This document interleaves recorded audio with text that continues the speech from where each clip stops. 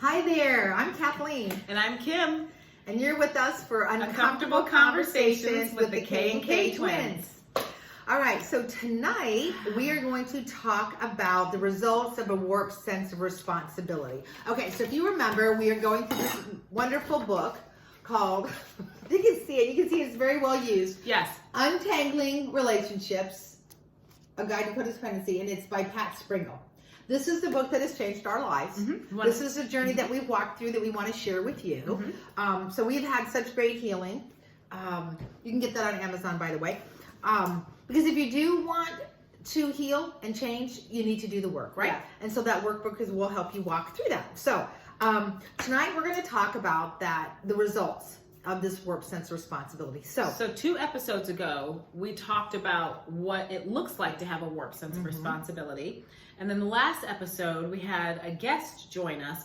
And so we kind of broke this part up a little bit, but we want to come back to what happens, what it looks like to have a warped sense of responsibility. Right. Because we do it so naturally, these codependent behaviors, that we think they're normal. Right. When they're not. Exactly. So if you're with us in the book, this is Unit 3, Day 5, okay? So trying to rescue people or failing to rescue people results in the following personal and relational problems, okay? See if you relate to any of these. Okay, so the first one we're going to talk about is codependence, us. We prevent others from developing responsibility. We don't allow them to fully develop responsibility. So we're going to unpack all of these, okay? So the next one is codependents neglect themselves. Terribly, it's awful, I hate it. Codependents resent being saviors, but can't help themselves from trying to rescue others. We're rescuers. Codependents threaten, but continue rescuing. Over and over again. Codependents lack objectivity about serving and helping others. And codependents take themselves too seriously. We think the weight of the world rests on our shoulders. Oh my gosh, everything might end if we don't. I know, if we don't take care of it. So let's talk about how codependents prevent people from taking responsibility. This is a difficult one. I mean, and this is an important one to be aware of. Because when you're rescuing and enabling somebody, you're really preventing them from being independent, from learning their own strengths, and how to become more evolved, independent people, right? So we prevent them from this by constantly rescuing, fixing, helping, solving all their problems. Yes. We keep others from developing their own sense of responsibility. I think this was where, like, my first realization that I was enabling in my marriage was I do everything. Like, why do I do everything? Oh, I do everything because I decided I was going to do everything. And now when I say I need help, I do everything because it's expected that I do everything, because and what I used to say is, I created this monster. And I took the blame for it too. Right. I would say, I created this monster. I'm the one who, did everything for him. I'm the one who said, no, let me help, let me take care of you. And I felt like, 20 years and 5 kids later, I needed help and I didn't have help.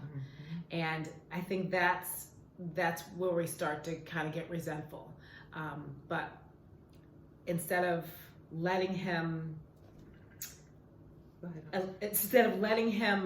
manage himself, I took all of that on. And then I took the blame for it. And I think we do that because we want to be super women. Yeah. We want to be the best wives. I remember telling my daughter at one point when she was thinking about getting married, I said, look, start off as a partnership. Don't start off trying to be super wife and do everything for your husband, because he will grow to expect that. So if he has to just go to work and come home and sit on the couch while you go to work, come home, and then do everything else, and all he's doing is sitting on the couch, when you start having kids, guess what? He's still going to be sitting on the couch. So he's going to expect you to continue to take on more and more responsibility as your life grows. And that's the expectation you'll have set with him. So when you go into this marriage, go into it as a partnership with equal, distribution of chores or whatever, whatever needs to be done. And we may do it with our kids. It may not be in a marriage. It may be with our kids. It could be at work, with coworkers. We may take on responsibility. She does this all the time. You want to be the superhero. She takes on responsibilities that are not hers. That should be delegating. Yes. So That's it's true. not just in a marriage. Right. But for me, that's where I first saw it in myself. That was where I had my epiphany. Me as well. In my marriage. Was in my marriage. And I was like, oh, this is what enabling looks like. And then what I found is it ended up stunting him. So Yes. then when he needed to step up and do things, he didn't know how. And then we're angry and resentful. Because I had done everything. And I fixed everything all the time. So then he didn't know how, and so he relied on me because I always got it done. Right. And then I became resentful, and it did become this vicious cycle. We like people to rely on us because we need to be needed, but then we get angry when it becomes overwhelming, right? And it's So going to be overwhelming. when we keep people from taking responsibility for themselves, from developing their own sense of accountability and responsibility, that keeps them addicted. It keeps them needy. It keeps, needy people needy, and it keeps them depending on us. So they continue to depend on us, and the cycle continues. And I think So, and we do that. We set that I expectation. think that's so, part of it, though. We want them to need us. right. If we we're, need to if be we're needed. functioning in an unhealthy way, we Yeah. like that they need us. We like Yes. that they, come to us to solve every problem in the beginning. It makes us feel valued. But that, again, is where motive comes in. Why do we need to feel valued? Do we want to feel valued because we're genuinely helping someone who does not have the ability to help themselves? Or do we want to be valued because it makes us feel good? Right. And that motive is really important to be aware of. Yeah, especially, like I said, spouse, children, coworkers, Mm-hmm. whatever. If you're doing for them what they should be doing for themselves, Consistently. yes. A favor is one Examine thing. your motives, So codependence, we need to learn to let other people do things for themselves. We need to let them become responsible for themselves, okay? They need to be responsible. And we take away that need because we do for them when we should not be doing for them. Okay. Absolutely. So, go ahead. Well, I was just going to go on to the second Oh, go point, ahead. which was that codependents neglect themselves. Yes, we do. neglect ourselves. I'm not even going to speak like it's happening with No somebody else. self-care. Self-care is not a strength of ours as codependence, is it? Not at all. We talk about it. We talk about how we don't get it. We talk Yeah. about how we don't have it. We don't talk about how we don't have balance. We focus so much on other people's needs that we absolutely fail to see our own needs. That is not healthy. And for us as codependents, that becomes a way of life. Because we're trying to get this self-worth from pleasing other people instead of actually taking care of ourselves. And I'll tell you, I lost myself. Like, I didn't know who I was. I didn't know what I enjoyed. I didn't take care of myself physically. I didn't take care of myself emotionally. I would go without healthy food and give the healthy food to my kids. Everything was always better for other people, and I took the leftovers and the scraps and the lack of rest and all of the worst of everything is what I gave to myself. And it makes me sad. It makes me sad to think that I didn't value myself enough to take care of myself, that I put everybody else ahead of me. And I would hear people talk about, oh, well, you can't pour from an empty cup, and all these platitudes. But I didn't know how to walk it out because I didn't even understand the lack of value that I felt in myself. Good point. You know what I mean? Yeah, that's a good point. When you feel like you're not worthy, but you don't know because you live in this land of denial. Right. That's where that and when you comes from. keep emptying out for other people and you're so empty, there's nothing left for you, And we're so focused on everyone else's need because we need to get that self-worth from them, from pleasing them. But really, our greatest need and the way we can actually be better for others is to develop our own identity. Exactly. To recognize our own dreams, our own desires. And have our own opinions. I didn't have my own opinions anymore. Everything. Manage our own time. Please. My time was not my own. Oh my gosh. Are you kidding me? We need to have our own friends, and be able to feel our own feelings. That was one that you and I still work on, is feeling our feelings. And so that's a big one. And I find a lot of women my age are in the same place. And I'm like around 50. So a lot of women I'm not quite 50. Yeah. I mean, by the time you watch this, I might be, I don't know, it depends on how long it takes you. But I feel like those of us around this age go, man, what in the world was I doing all of these years? And I don't even know what I'm feeling. We just stuff and stuff and stuff Right. to take care of everybody else. And it's debilitating. And I'll tell you, for me, I was angry when I realized that I didn't know who I was, and I realized I didn't have any hobbies, and I realized I didn't value. I was mad because I went, how did I let myself go this far? We do. I can think about a time. I was rarely sick. To this day, I'm rarely sick. But I remember I was really, really sick, and I was home and I was in bed, and I was so sick that I started hallucinating. And I knew that there was something really wrong. I needed to go to the hospital. I needed to go to urgent care somewhere. So I told my daughter. She came upstairs, and I said, "Look, I'm really sick. When your dad gets home, I need to go to urgent care. You know, I'm really sick." So she goes downstairs, and I hear her dad come home, and I'm thinking, good, he's got to help me get up, because I can't get out of bed. I'm so sick. She comes up, knocks on the door, and she says, Dad wants to know if you're going to make dinner first. That's not funny, except that I can, yes. So that I seems say, totally normal. no, I'm not going to make dinner first. I'm really sick. I need to go to the urgent care, to the hospital. We had an urgent care really very close to us. So I don't even remember this part, but somehow we get to the doctor, to the urgent care. We go to the urgent care, and we check in. And next thing I know, my husband and my daughter have left. And they leave me there. This is BC, before COVID. Like they could have stayed this there. This is way before. This is years ago. Yeah. And I'm so sick that I'm just like kind of almost in and out of consciousness. And the nurse gets really concerned, so she takes me back to her room, and I just lay out on this table, and I'm just like, I am so out. The doctor comes in and, tells me I'm sick. I need antibiotics. I need like 3 different kinds of meds. And he's really concerned. He said, if this doesn't get better, we're going to have to, put you in the hospital. So You actually glossed over that? If Yeah. this doesn't get better. we have to go to the hospital. So, right. Yeah. So, but the point of this is, so I come out and I'm so delirious. I don't even know what's going on. I called my husband at the time and said, hey, I'm done. Can you please come and get me? Now it's raining. Okay. It's kind of cold in a rainy day. And so we only live a few minutes away. So I'm thinking they're going to be there any second, right? So I go outside to wait for him. I'm so sick that I pass out in the mud, and I'm laying in the mud with the rain coming down, and this older couple that's coming in find me laying in the mud, wallowing, in the rain, soaked, and I'm so sick that I'm just shaking and shivering. And I realized it had been like 15, 20 minutes, and he wasn't there. So me being that, I'm waiting to think, it's like literally 3 minutes from our house. And so I finally call him, and he's like, oh, I forgot. Abby and I are watching Jurassic Park. Can you just wait? We're almost done. Oh, wow. I'm laying in the mud, in the rain, delirious. So sick they're ready to put me in the hospital. Wow. Then he finally comes to get me. And I can't remember even how I got to the car. I don't think he got out to come and help me. And I'm trying to assemble the car, and I've got prescriptions. And I said, we have to go to the pharmacy to get these prescriptions. He said, well, can we just get them later? I'm like, no, I need them now. I'm really sick. We have to go there now.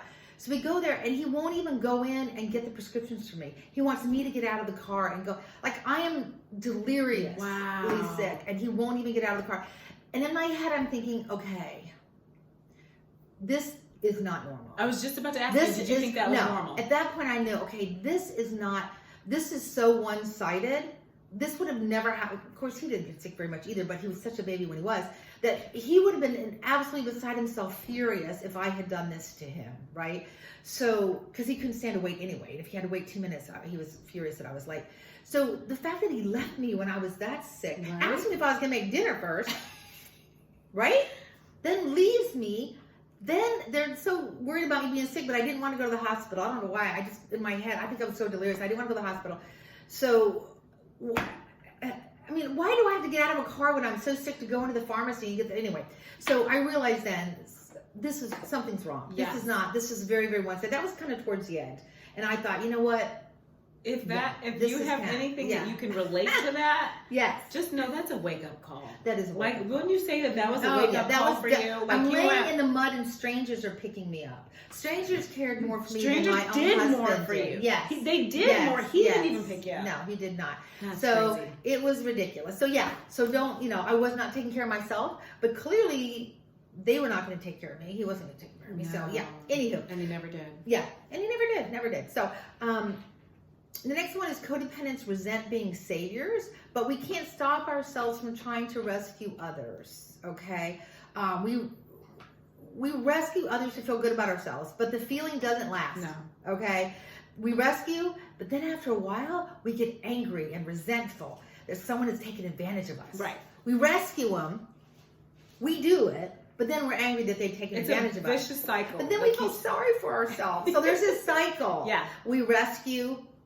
then we're angry, and then we feel sorry for ourselves. And then we do it all And then we over do it again. Okay. Because we want to feel loved. Right. And so we do the behavior to feel loved, but then we don't get the results of love that we wanted. So then we're mad because we did all this. We sacrificed ourselves. We didn't take care of ourselves. We didn't think about ourselves. We did everything for you. Right. And then we didn't get the results that we wanted, which was the love. And so we're angry. And then we do like it even back all again. To that example, like when you were saying that, so I set this expectation with my husband and my child that I didn't need any. I was the one that gave. I took care of everybody. Nobody needed to take care of me. So when I needed, on the rare occasion that I did need to be taken care of, that was not something that we had done in our family. But I don't think. I mean, that's unhealthy. I think it's dysfunctional. I think even if you've never needed to be taken care of, somebody who loves you still in takes a loving, care healthy of relationship, you. they would have done that without even being asked. Right. So Yeah. he wouldn't have asked if I wanted dinner when he came up and saw how sick I was. So I wish you would. So I wish so yeah, just keep that in mind. So yeah, that was kind of the beginning of the So if you feel like you're in this cycle, yes, that is a characteristic. That is part of what happens when we have this warped sense of responsibility. You just do this dance that we've been talking about. This is part of the circle dance. Yep. Part of the dance. So codependents threaten, but we keep on rescuing. So when we get angry or feel sorry for ourselves, we feel this anger and self-pity, we'll threaten to stop helping that person. We'll say, we try to set a boundary and we say, that's it. This is as far as I'm going to go. I'm not doing this again. I remember telling my husband many times, look, I'm not doing this again. I'm not doing it. You've got to figure this out for yourself. This is the last time I'm doing this for you. When you try to set a boundary, they'll just push right past it.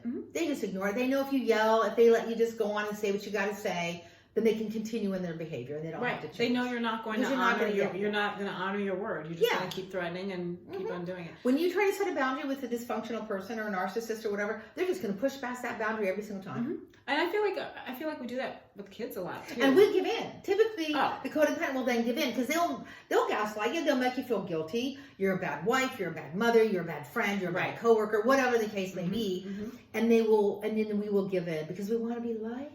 And love. We just need to feel good about ourselves. But I think we do that with kids all the time. But then we're angry and resentful about it, though. When we give in. Yeah, of course we're mad. Yeah. Because I told you over and over again to go to bed. Because I told you over and over again to clean up your room. But there were no consequences. No consequences. That's the key. We just threaten and and yell and repeat. Yeah.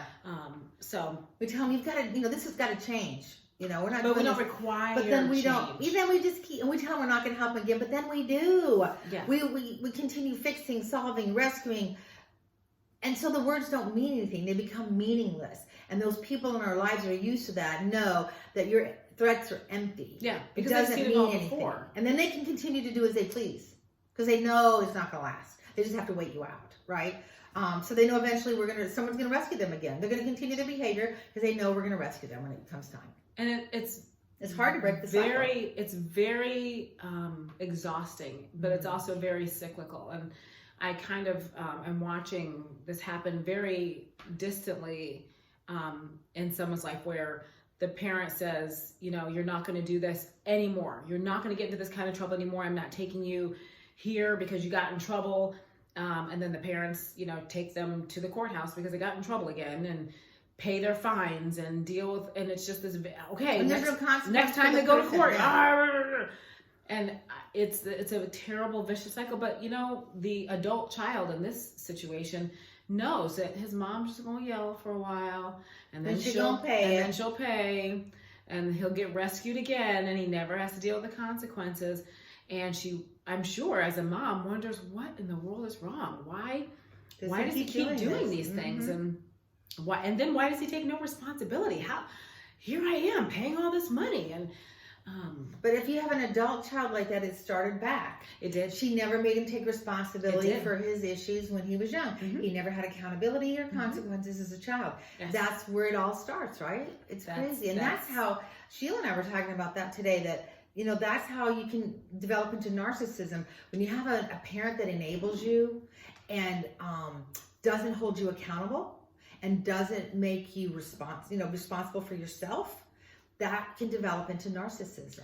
Really? Mm-hmm. You guys were talking about that today? That sounds like an interesting conversation. Because, it was really interesting because I thought, I never thought about that. But that's where the narcissist feels like everything revolves around them. The world revolves around them. They're always right. That's a good They don't point. know how to accept no because they haven't gotten no. There's no boundaries for them in their Wow. home. So they're not used to having boundaries. So when people set boundaries, they're angry or push past it because they don't respect it, because they weren't made to hold boundaries in their home. So anyway, that's a whole other story. It is, but that's a fascinating little segue there. So anyway, number 5. So codependence, we talked a couple of episodes ago about how we lack objectivity. So codependents lack objectivity.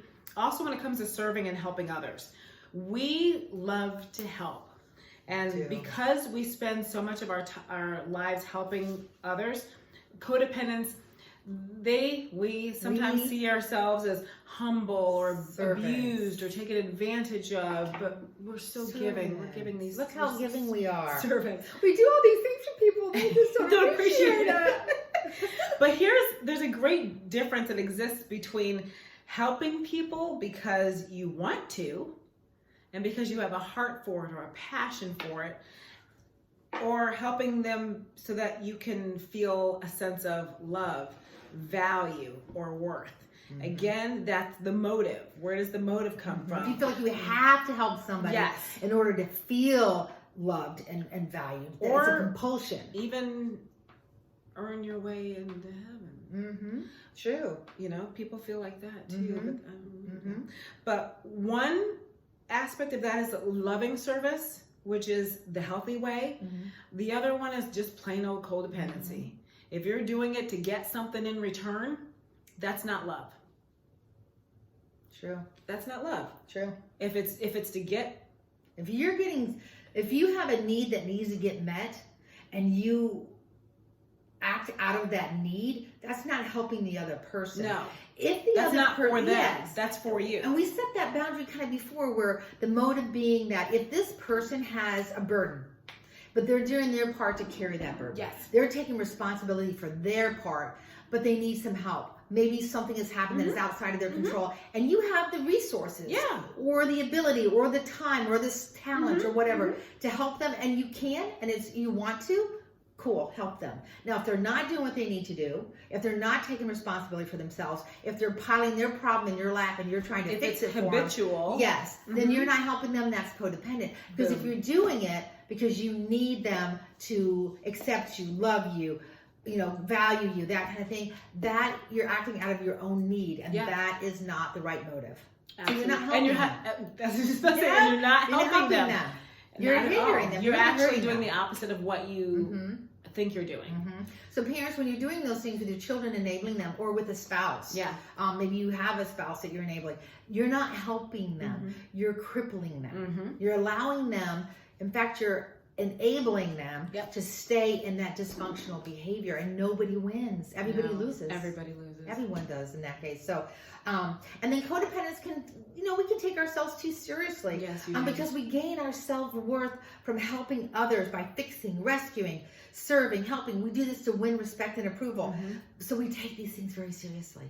We don't know when to lighten up and let it go, because we're so desperate to get that, to get that affirmation. Well, everything is like life and death. I feel like there was the black and white thinking we talked about. There was such a time in my life where which is funny to think, because anybody who knows me knows I'm not super serious. That's not who I am. But I think there were probably many years that people around me thought that I was just very serious and very spiritual and very. Now we crack ourselves up. Now we are hilarious. And we enjoy our lives. Life is too short to be so concerned about everything being perfect. Fixing everybody else, Right? Let's fix me. Right? I need to And fix me. Let me fix me first. It's my turn. That, Let you me know get what? myself together. This is a really good thing. We need to create a meme. I was talking to my dad yesterday, Uh-huh. and we were talking about something going on with some of my kids, and I was like, Dad, they're gonna have to figure that out, and that's all on them. I stay out of it. And he goes, what? He goes, who are you? He did like that should be, I should be unrecognizable. And I was Right. like, Dad, I have enough of my own stuff. I Right. have enough to manage me. I don't need to manage adult children. They're good. And I thought, look how far I've come. I know, right? Look at me. Look at you. That my dad even noticed. Right? That's pretty good. High That five. was good. Whoop, high five for you. Come here, girl. All right, so motives matter. Okay, Oh, yeah. so this Serious. is how you can help identify this in yourself. Motives matter. Look at your motive. So I need to be conscious of my own motivation before I help someone. Mm-hmm. Think it through. Don't just be quick to answer. Sometimes you may say, you know what? Let me get back to you. Let me check my schedule. Let me give that some thought. I'll get right back to you. Am I doing this to gain love, respect, or worth? Is it, That's a good am I litmus test. acting out of my own need? Okay. Or am I doing it out of a genuine desire to help someone who's doing what they need to do, but just needs a little extra help? Okay. Your life would likely be very different if you weren't compelled to help fix, rescue, solve other people's problems, Definitely. right? Our choices would then be based on wisdom, not on compulsion or a need to be needed. Think about that. If you feel you need to be needed, you need your children to need you. If you need your child to need you, that is a red flag. If you need your husband to need you or your wife to need you, That was me. that is a red flag. I needed my husband to need me. Yes, Good. and we create them into babies because we need them to be needed, but then it becomes overwhelming and exhausting. Because that's and not our job. That's not how you Yes. function in a healthy place. But if we stop, Mhm. if we stop rescuing people, if we start letting people manage themselves and we just take responsibility and manage ourselves, what we actually get is more peace. Right. We get actual genuine love because it comes, and we can give genuine love because it comes from a place of purity, and we can actually experience joy. That's Right. the hope here. This Exactly. is not all to tear you down and to tell you what's wrong with you. It's to actually get to a place where we can experience love and peace and joy. Genuine emotions, yes. Right? Mm-hmm. And there's so, oh my Yes. gosh, it's so There's amazing. peace in that. Yeah. And you're not fixing everybody else's crises. But when you were talking just a minute ago about our motives, it made me think, when you're making these decisions, listen to your gut. Like your Yes. gut, we as codependents, we stop listening to ourselves, but your gut will tell you if something's not right, if something's off, and start listening again. Yes. Start listening again. Start feeling your body again. Your body is telling you Your body what's knows the right score. and what's wrong, which is another great book. Yes. Body keeps knows- a score. Mhm. And so listen to that, and I think that'll help guide you on, because you might be going, how do I know if Right. if my motives are right? Is there something in there that goes, This doesn't feel good. or This is there doesn't feel something that right. goes, like that's how it feels for me. I don't have necessarily words for it, but that's what it feels like. It feels like tension and anxiety, or it feels like peace. Or you feel like, ooh, I need that. I need them Yeah. to need me. Panic. I start feeling that kind of thing. Yeah. We do lack objectivity and we don't always see reality. So sometimes we can't always, in the beginning, trust our gut. Kim has kind of helped me realize that I have pretty good instincts. My gut instinct is pretty right on. She's been And I listening didn't a lot more. trust myself. And now I'm learning. I'm learning to listen. Relearning, yeah. Yes, I'm relearning to listen to myself and trust my body and my gut instincts. And it's been right on. And that's what she says. She goes, my gut was spot on again. It was And, right. But it takes that practice. Yes. So give Practice yourself it. some grace, Yes. which I say all the time. Be patient. Yes. Have peace. Give yourself some peace, and know that it's not going to be perfect, Right. but it is a process. So And as go you through the start process. doing this, you will start figuring out, you'll start seeing that your emotions will reawaken. Yeah. Because as a codependent, you stuff emotions. You don't allow yourself to feel, right? It's a defense mechanism. So those emotions are going to start reawakening. Maybe you start recognizing you do have some desires or some dreams or you know something that you want to accomplish. We find that we can grieve over losses that maybe we glossed over, that we haven't dealt with because we didn't want to feel it. Codependents tend to stop feeling. We just stuff our feelings, so we allow ourselves to feel again. And then we can learn to forgive rather than become bitter, right?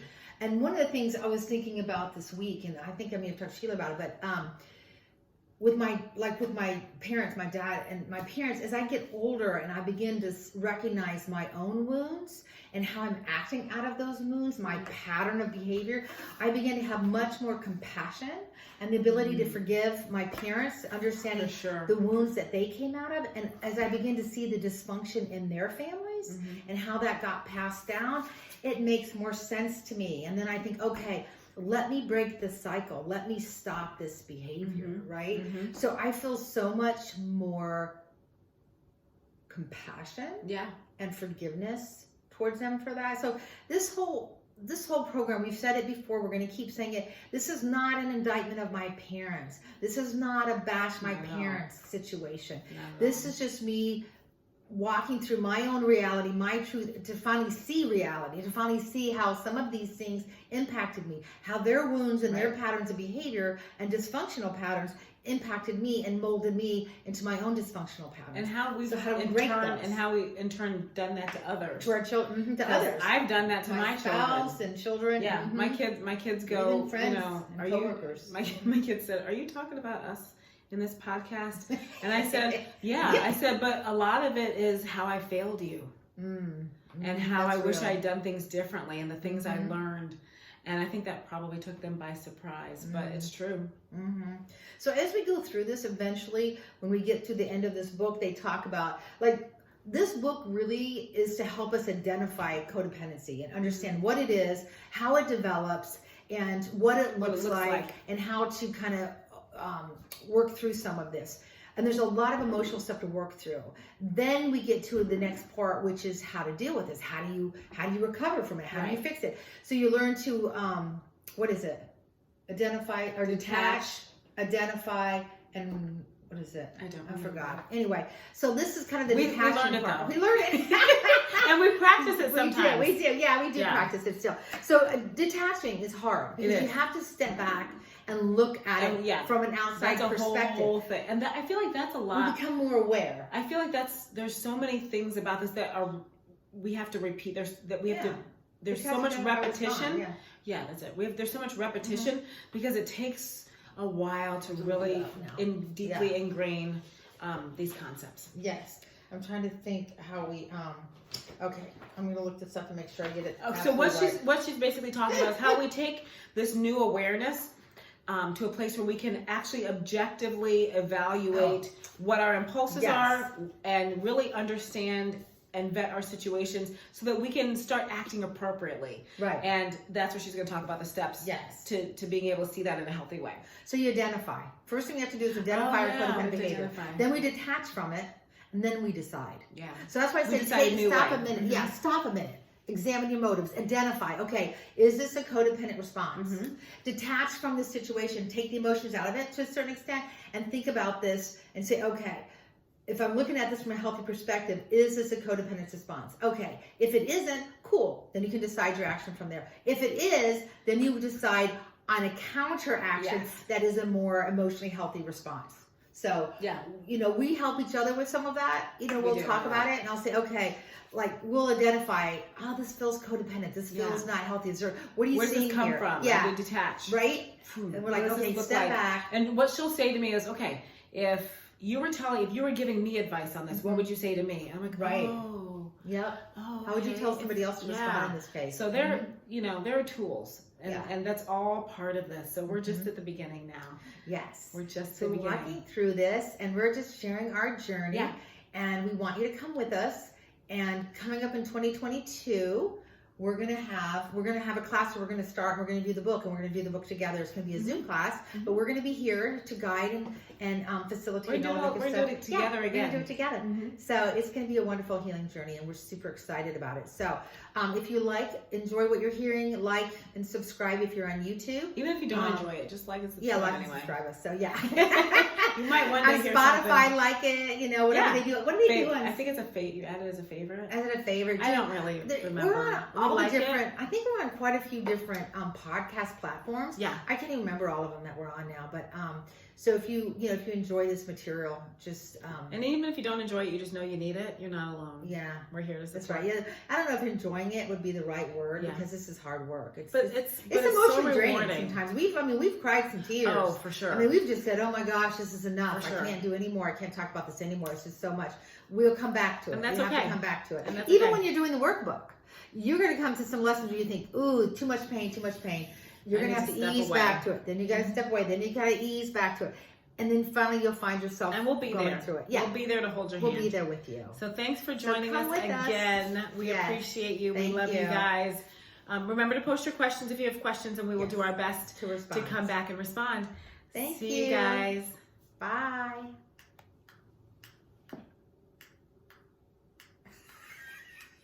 Wait, pushing the right button.